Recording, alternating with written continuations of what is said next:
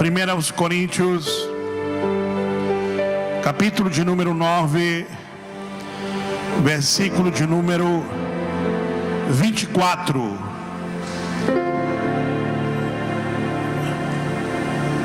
1 aos Coríntios, capítulo de número 9, versículo 24.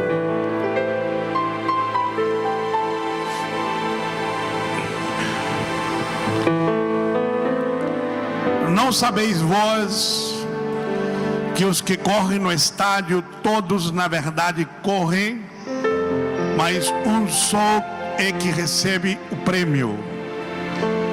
Correi de tal maneira que o alcanceis. Diga comigo assim, não, só o 24. Eu pedi o 24. Amém? Diga comigo assim: não sabeis vós que os que correm no estádio... Não. Vamos de novo. Vocês estão cansados? Então vamos lá, bem alto. Não sabeis vós que os que correm no estádio, todos na verdade correm, mas um só é que recebe o prêmio. Diga assim comigo: um só é que recebe o prêmio. Olhe para o irmão que está ao seu lado e diga para ele: nem tente, o prêmio é meu. Diga para ele: nem tente, eu vou levar. Vamos lá, querido, comece a trabalhar. Esta noite você tem que trabalhar por essa palavra. Você quer ser abençoado? Você não vai ser abençoado assim.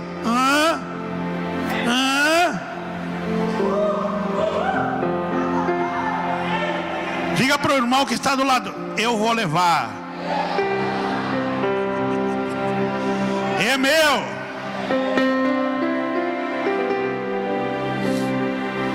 Sabe, eu tenho meditado nessa palavra e não para de chegar informações da parte do Espírito Santo dentro dessa palavra. Está na humanidade um espírito desinformante. Vocês estão me escutando bem? Ali atrás me escutam bem? Amém. Há na humanidade um espírito desinformante, porque o espírito do anticristo, ele é na realidade, entre outras tantas coisas, um espírito desinformante. O que é que eu chamaria espírito desinformante? Um espírito que tenta trazer uma informação à humanidade que não corresponde com a realidade determinada pelo Criador para a vida do ser humano. Às vezes a gente não se dá conta, mas à medida que o espírito perverso vai trabalhando na humanidade, ela vai criando um lastro de mediocridade, de derrotismo humano, e ele vai avançando para dentro da igreja e invadindo a mente da igreja. E na realidade a vitória ou a derrota, elas dependem da forma como você pensa. Descartes dizia assim: eu penso, logo existo. E a Bíblia diz que como você pensa, assim você é. Diga comigo: assim como eu penso, é assim como eu sou. Ou seja, na realidade você é o resultado de pensamentos. O que acontece na sua vida, no cotidiano, é o resultado de um método ou de uma forma particular de pensar. É assim como você organiza a sua forma de pensar na mente, que você vai viver a vida todos os dias. Você pode mudar a sua vida se mudar a sua forma de pensar. Acredite nisso. É muito real. Diga comigo assim: eu posso mudar a minha vida se eu mudo minha forma de pensar. Sabe, eu vi alguns dias alguns vídeos em Facebook, e vou comentá-lo porque quando uma pessoa fala publicamente, ela cria opinião, e eu falo para um público e também crio opinião, formo opinião, e me preocupo com aqueles que eu influencio, quais são as opiniões que os influenciam. E esse vídeo rodou muito tempo em Facebook, e uma das coisas que esse rapaz dizia é que ele tinha sido criado por uma família de militares muito bem sucedidos, fez escola militar, fez carreira, mas depois de algum tempo ele foi para a rua e descobriu na filosofia de uma vida de rua, vivendo à margem,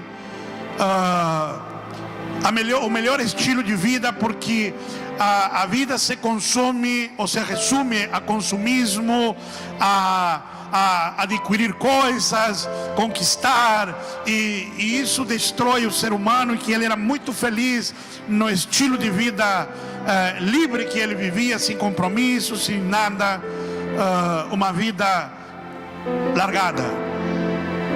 E eu via os comentários, porque o que mais me preocupa num post, numa postagem, não é a própria postagem em si, mas o comentário que a segue. E aí você passa a ver como que as pessoas pensam. E eu acompanhei os muitos comentários, li por horas, e horas me indignava, horas orava, porque muitas dessas pessoas são crentes. E essa semana, quando o Senhor me deu essa palavra, eu senti de começar essa pregação contando essa história, ou falando dessa pessoa, desse post.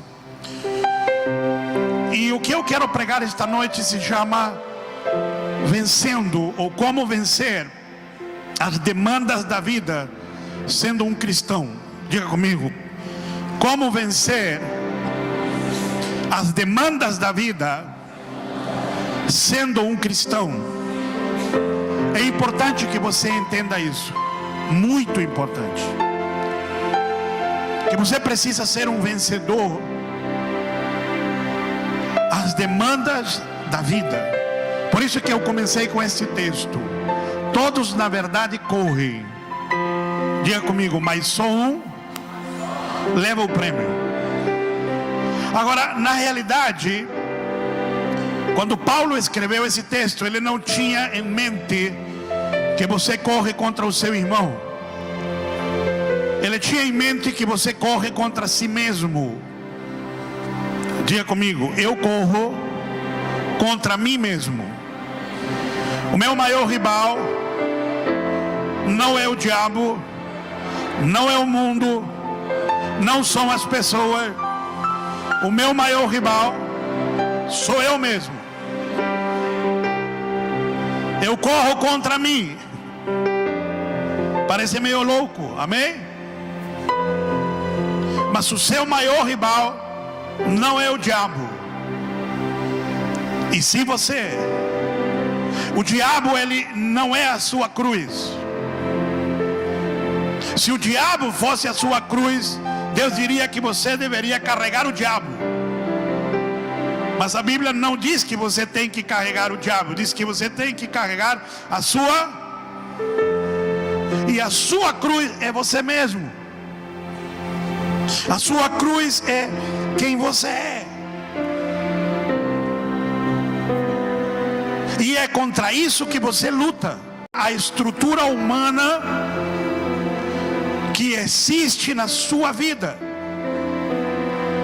Quando você vence essa estrutura humana, quando você vence essa linha e esses padrões de raciocínios humanos, e se deixa influenciar pela mensagem do reino dos céus, as coisas começam a mudar e a dar certo. Acredite, as coisas começam a mudar e começam a dar certo, muito certo. Inicialmente, eu quero lhes falar duas coisas. A primeira, ser um cristão não significa estar alienado das demandas da sociedade em que vivemos. Diga comigo, ser um cristão não significa estar alienados. Não, você não veio e eu vou embora. Vamos de novo. Ser um cristão não significa estar alienado às demandas da sociedade em que vivemos. Sabe, as pessoas às vezes elas pensam que ser um cristão significa viver numa bolha, distante do mundo. O crente é alguém diferente, que tem nada a ver com nada, se isola, tem seu estilo de vida e vai vivendo a vida do jeito que dá. Não, na minha opinião não é assim. E não é só minha opinião, penso que é a opinião da palavra de Deus. Eu quero que você venha ler comigo um versículo que está em João capítulo 17, versículo 15.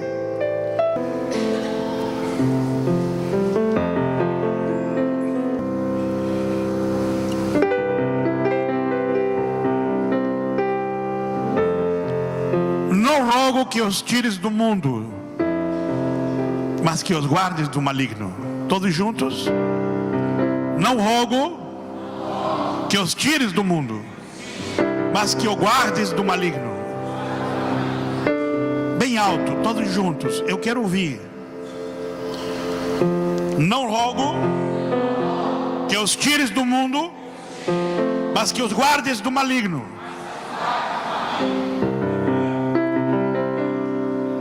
Você não pode se alienar da sociedade. Você está inserido num contexto social, e Deus quer que você esteja inserido nesse contexto social e viva nesse contexto social da melhor forma possível. A segunda coisa que eu quero te falar, diga comigo assim: aprender a ser igreja em cada momento da história. Vamos lá, todos juntos. Aprender a ser igreja em cada momento da história.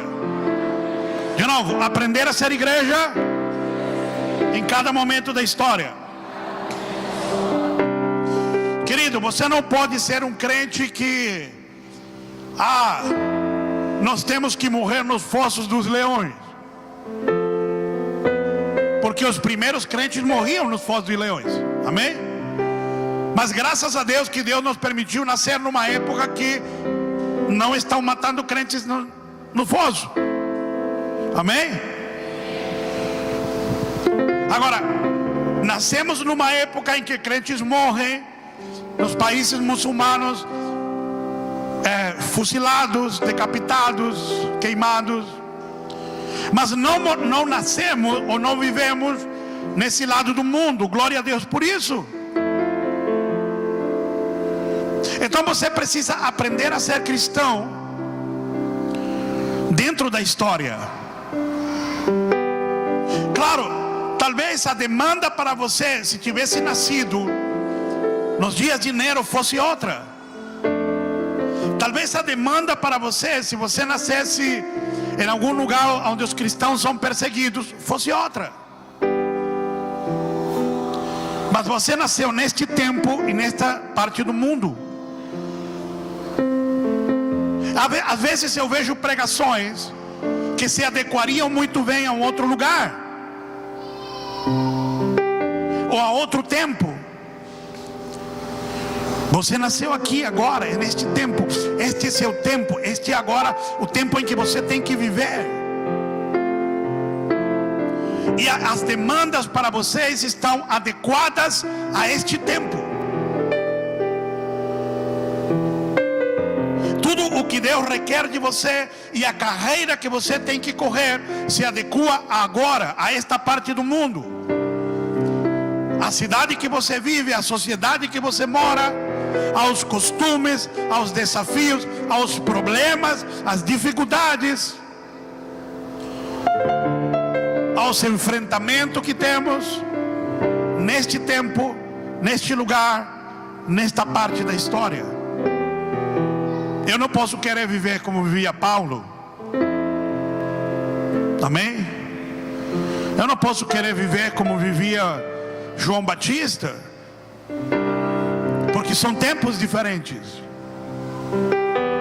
Eu tenho que ser crente hoje e enfrentar as dificuldades do que significa ser crente hoje. Pronto? Eu tenho mais um versículo, Filipenses capítulo 2, verso 15.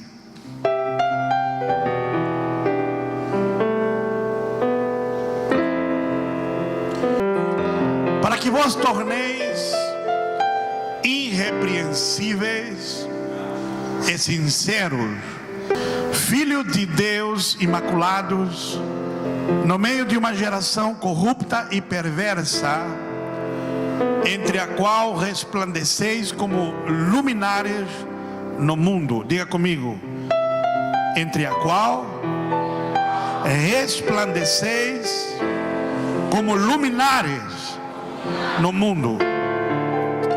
Isso é um desafio. Diga comigo: nós vivemos no meio de uma sociedade perversa e corrupta,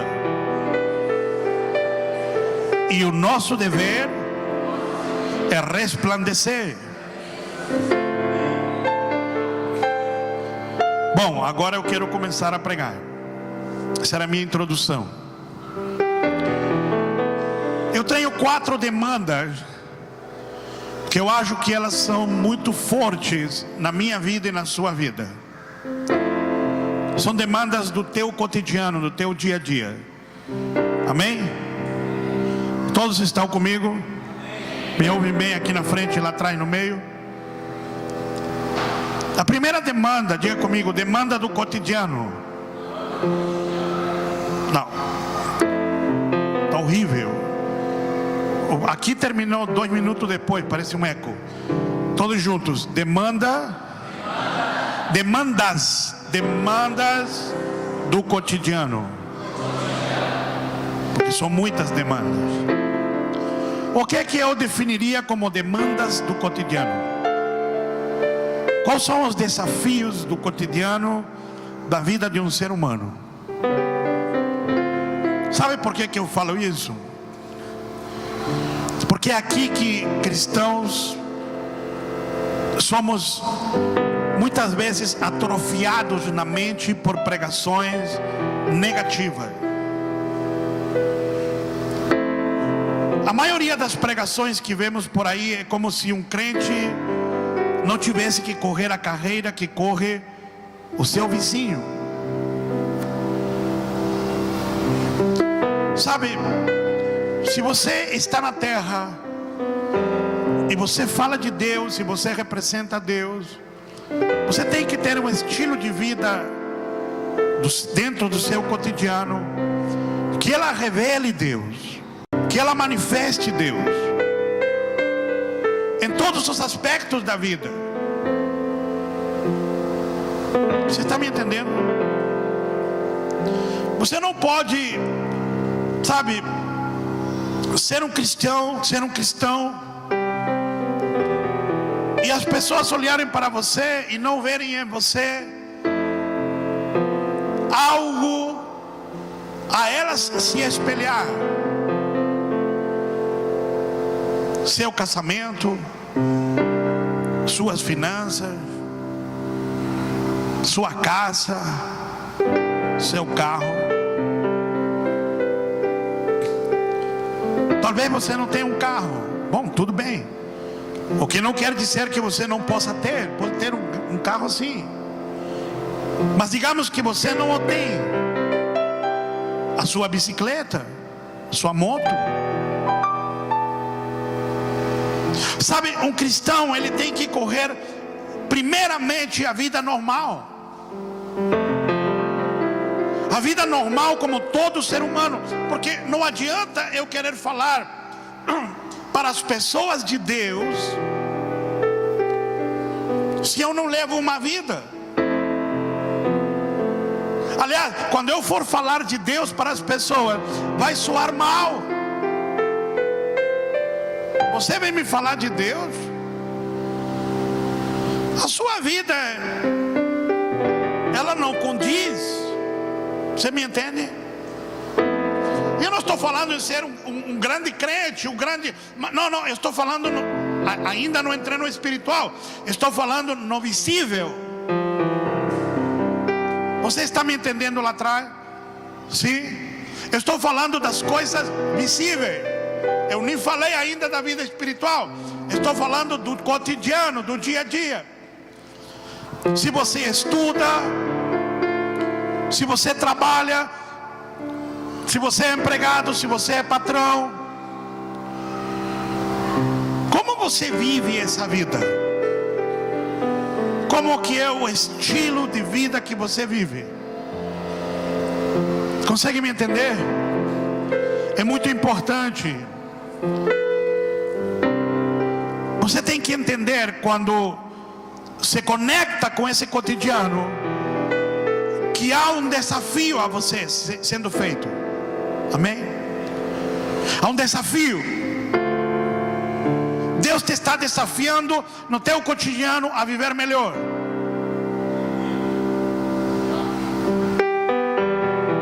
Sabe, eu não concordo que um crente tem que ser conformado só porque ele é crente. O crente não pode se conformar com ganhar um salário mínimo só porque é crente.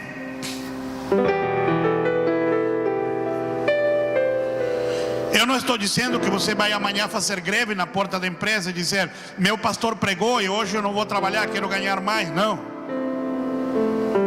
Mas estou falando que você deve ter o poder de se indignar, não contra o patrão. Contra quem? Consigo mesmo. E se perguntar: por que eu ganho tão pouco?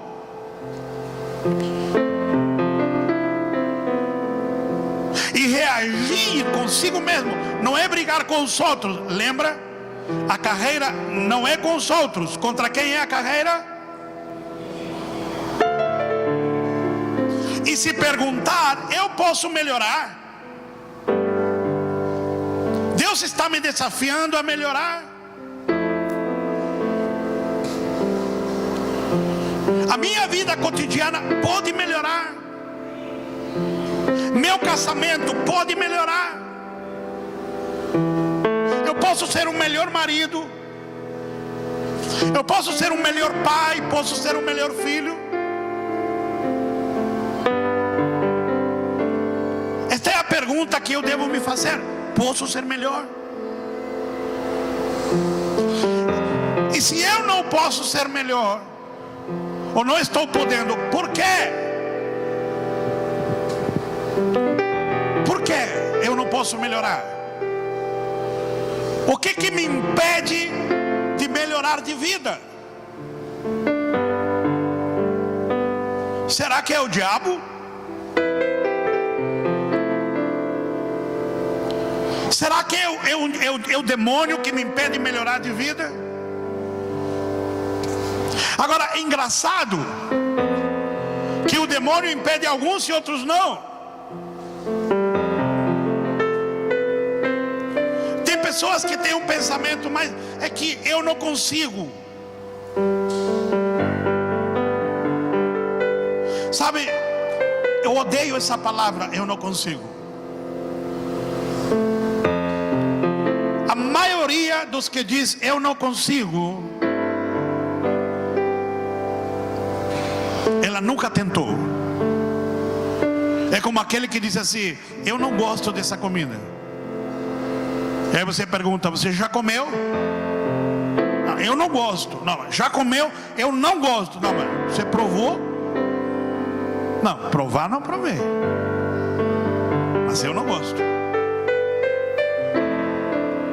Você só vai saber que gosta ou que não gosta de uma determinada comida e no dia em que você provar. Cadê o Maico? Eu ia falar do Maico, mas ele não está, então eu não falo do Maico. Ele disse que não come, como que era? Cuscuz. Ele não gosta de cuscuz. Maico, tu comeu cuscuz? Eu não gosto de cuscuz. Mas tu não comeu, mano. Cuscuz é de nenê. Eu acho que quando o Maico era nenê, tentaram dar cuscuz para ele. Aí agora ele vai provar e ele vai ver que é bom. Então eu não consigo. Você já tentou? Não. Então você não sabe. Você só vai saber que não consegue algo quando você for tentar e foi reprovado 1 milhão de vezes. Você sabe quantas vezes Abraham Lincoln tentou se eleger presidente? Você sabe quantas vezes pessoas que conquistam marcas olímpicas maravilhosas tentaram e não conseguiram? Você acha que as pessoas nascem correndo, nascem saltando, nascem nadando, nascem fazendo proeza? Você acredita que é assim? Como é que essas pessoas se superam? Como é?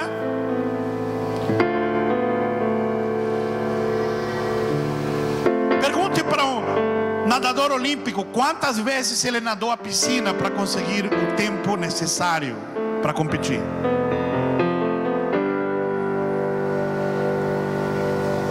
Pergunte a um saltador com vara quantas varas quebrou, quantas vezes não conseguiu para conseguir a altura necessária para competir.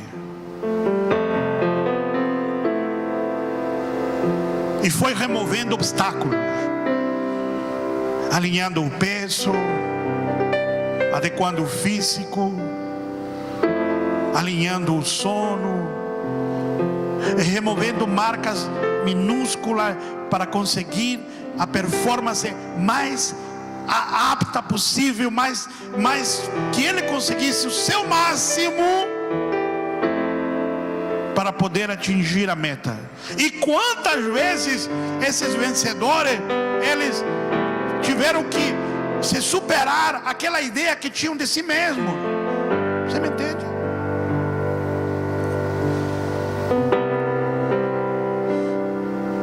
Eles tiveram que dizer: não, eu ainda consigo mais um pouco.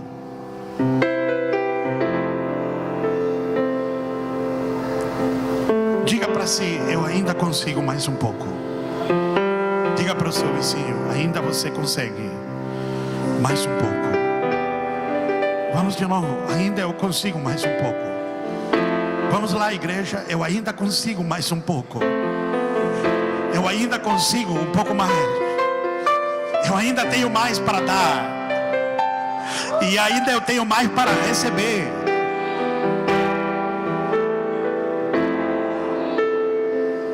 Sabe, o espírito do anticristo está dizendo à sociedade que você tem que esperar as coisas do governo, de que as coisas vão vir para você. E a palavra de Deus diz: meu filho, quando você nasceu num palio, nasceu numa raia de corrida, e quando te deram um nome, deu o teu start, você começou a correr. E ninguém vai te dar nada fácil. Você tem que correr atrás. As pessoas querem que exista um estado rico, milionário, e que reparta tudo entre todos, e que todos vivamos felizes para sempre, sem ter que fazer muito esforço. Mas a vida não é assim. A vida é: você tem que correr. Correr contra si. Contra si. Todos os dias.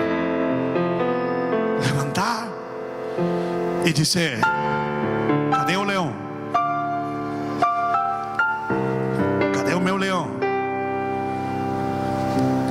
Estou com vontade de matar o leão. E um pouco mais tarde: cadê meu urso? Estou com vontade de matar o urso. Você consegue entender? Há um desafio na tua frente. Há um leão, há um urso, há um dragão. E todos os dias você tem que dar duro e fazer a cara mais feia do que o leão que te enfrenta, e dizer: você é pão comido na minha mesa. Você é o meu pão de hoje. Vem que eu vou te engolir vivo.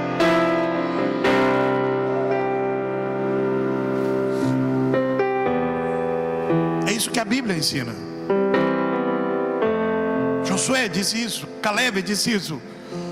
Aqueles que estão no monte, aqueles gigantes, é o nosso café da manhã. Eles são como pão comido. Deus dará nas nossas mãos. Está lá nosso café da manhã. Lá está nossa janta. Lá está nosso futuro. Lá está, lá está. Olhe para a dificuldade do teu cotidiano e diga para ela: vocês são minha promoção. Vem, vem, vem, que vocês são minha promoção.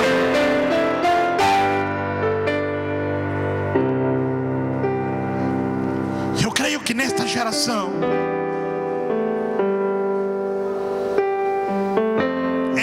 esta parte da história, crentes temos que competir no cotidiano,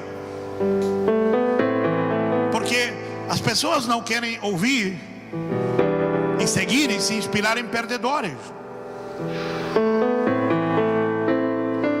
Amém? Você precisa ser um vencedor. Todos os dias ser um vencedor. Determinar que o Evangelho ele vai se manifestar na tua casa, na tua vida. Porque é para isso que o Evangelho existe. Eu não estou te dizendo de quanto você tem, eu estou te dizendo de como você vive. Há pessoas que me inspiram pela atitude como vivem a vida. E isto aqui eu quero que marque. Existem duas formas de você viver. Diga comigo: com atitude de rei ou com atitude de mendigo. De novo: atitude de rei ou atitude de um mendigo. Sabe, a cabeça de um mendigo, ela não é difícil de interpretar. Ela é a cabeça de alguém que espera algo de alguém. Amém? Diga assim: alguém que sempre está esperando algo de alguém. E olha que existem mendigos muito bem de vida, mas eles ainda pensam como um mendigo, porque eles ainda esperam. O governo tem que fazer, o meu pai tem que me dar, as fábricas têm que me dar, o patrão tem que me dar. Sempre jogando a responsabilidade na vida dos outros. Eu evangelizei muitos mendigos. Já falei com mendigos que, olha, que mendigo. Eu já encontrei ex-empresários, advogado,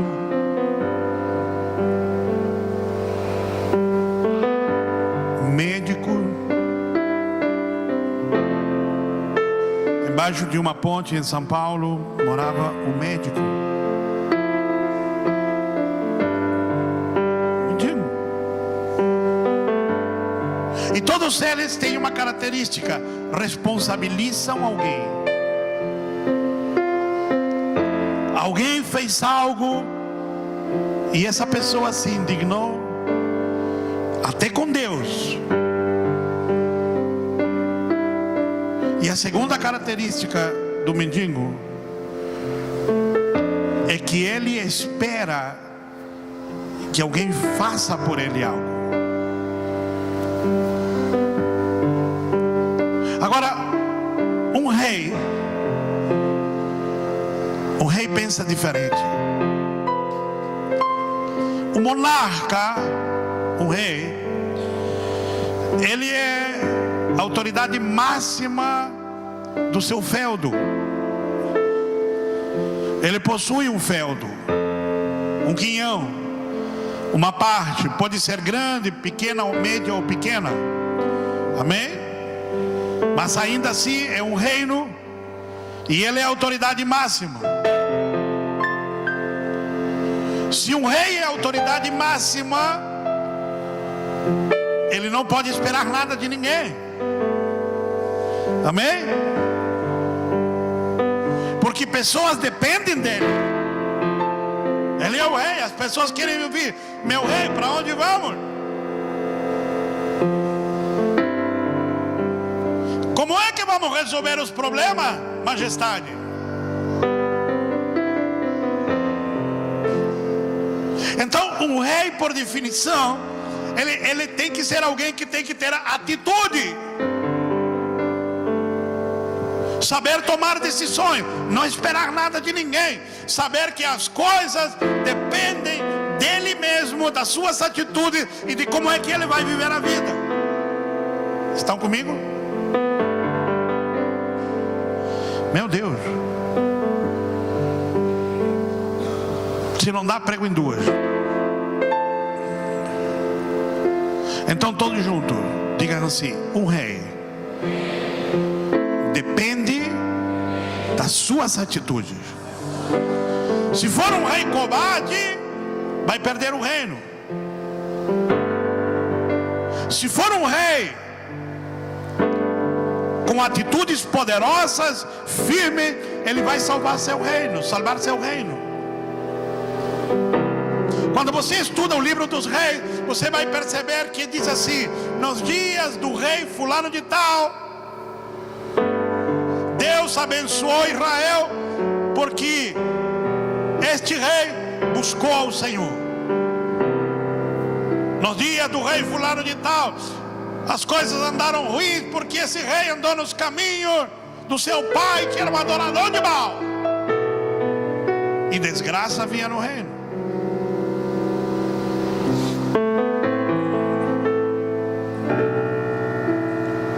Então o rei, ele é ousado, valente, lutador, decidido, e lidera o seu feudo, o seu povo, a vitória, sempre.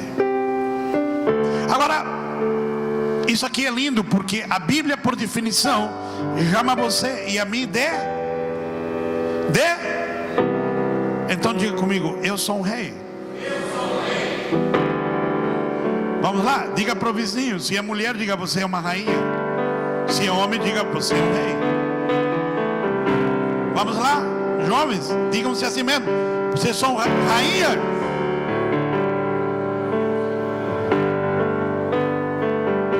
Tiago, você é um rei. Rei Tiago, olha que bonito. Rei Tiago.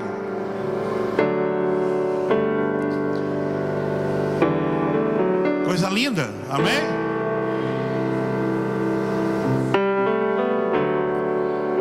Você é um rei.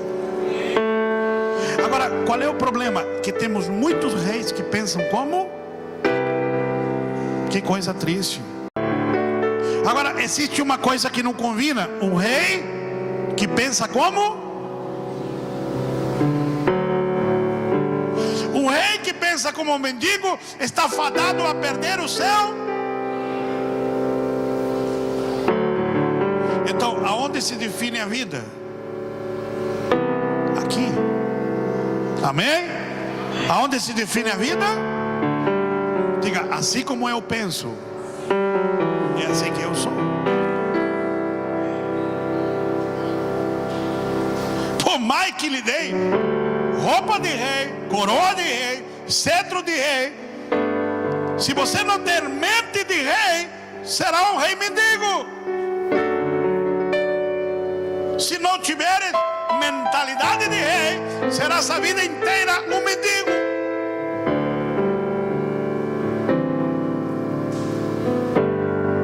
Mude a forma de pensar esta noite. Diga comigo, eu vou fazer uma metamorfose. Eu vou mudar.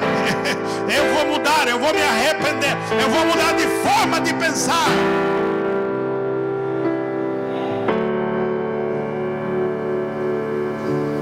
Vamos lá, igreja. Diga, a partir de hoje eu vou pensar como um rei.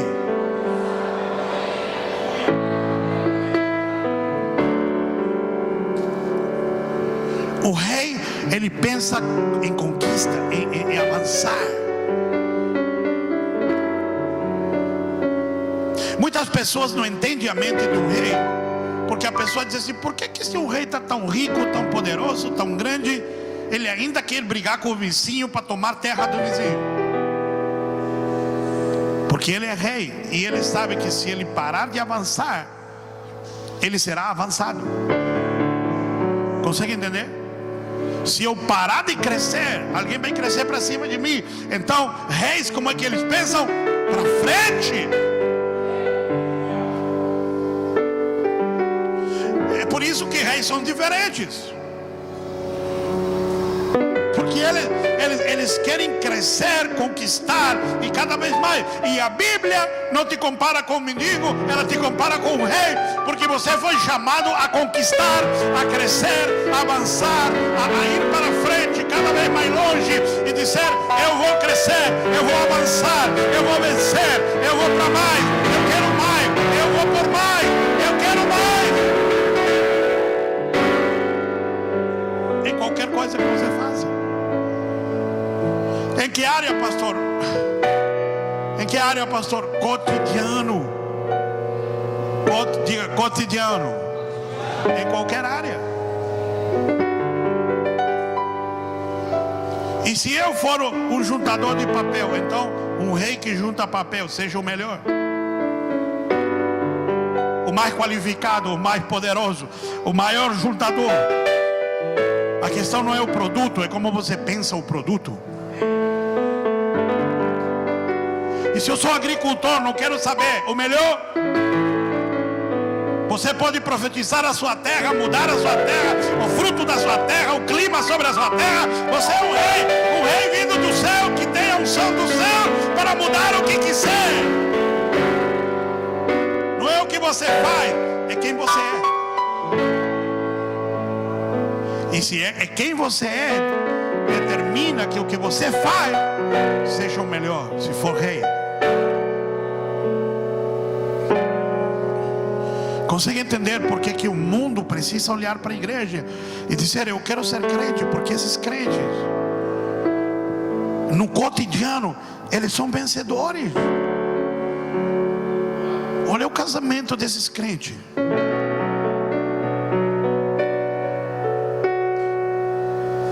Sabe, todo pastor que caminha comigo, antes de eu recebê-lo na minha cobertura, eu mando ele vir ficar comigo uma semana. Uma semana. Quer andar comigo? Vem na minha casa uma semana. Olha como eu vivo. Olha como eu trato minha esposa. Olha como ela me trata. Olha a vida do meu filho. É assim que eu vivo. Quer andar comigo? É assim que você tem que ser. A sua vida, a sua casa tem que testemunhar de Deus. A sua vida tem que falar de Deus.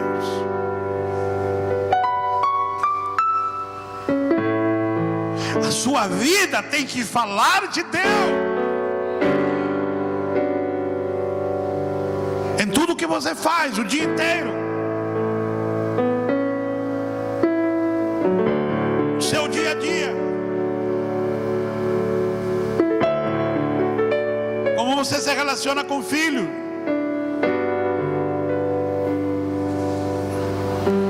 Como você trata as pessoas. Como você vive.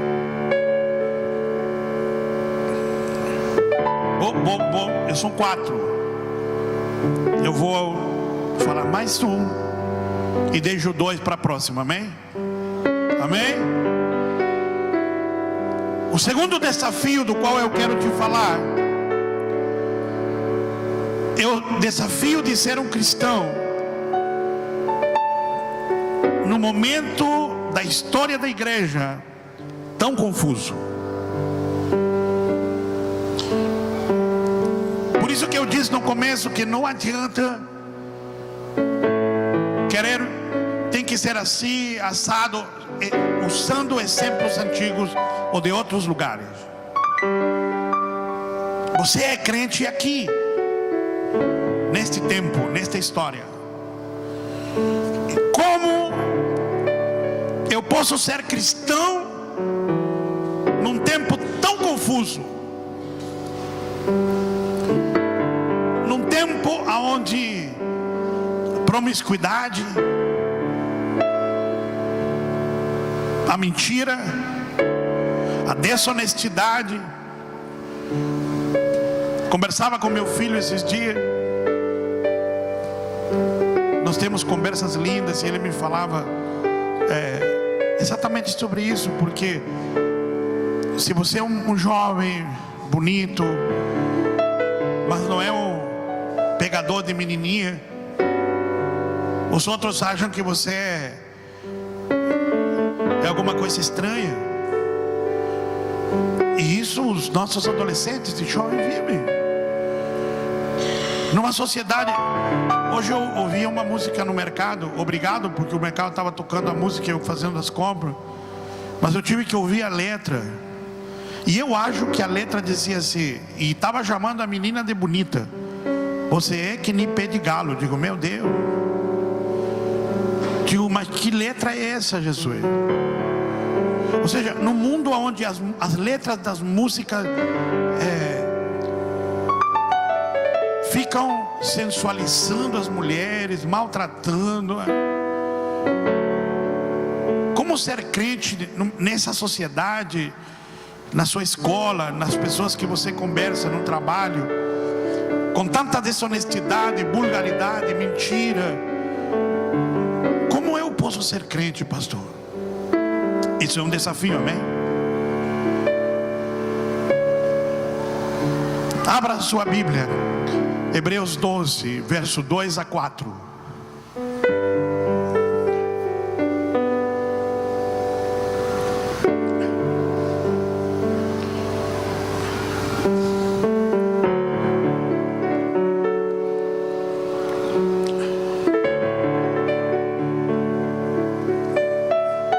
Fitando os olhos em Jesus, autor e consumador da nossa fé, o qual pelo gozo que lhe está proposto suportou a cruz, desprezando a ignomínia, e está sentado à direita de Deus. Considerai, pois, aquele que suportou tal contradição dos pecadores contra si mesmo, para que não vos canseis desfalecendo em vossas almas, ainda não resististes até o sangue, combatendo contra o pecado. Até aqui. Diga comigo, olhando. Me dá o 2 de novo. Fitando os olhos em Jesus. A versão que eu tenho diz, diga a que eu tenho, olhando para Jesus. Como eu posso vencer nesse tempo? Olhando. Como foi que Jesus venceu no seu tempo? Como foi que ele venceu no seu tempo? Ele resistiu até o sangue. Diga comigo, Jesus resistiu até o sangue. De novo, a ficha não caiu. Jesus resistiu até o sangue. Ele resistiu o pecado até o sangue. E o autor aos Hebreus diz: vocês na luta contra o pecado ainda não deram a vida. Então olhe para Jesus e resista. Em qualquer momento da vida, olhe para. Você está no meio de uma sociedade corrupta e perversa, e é um desafio ser crente.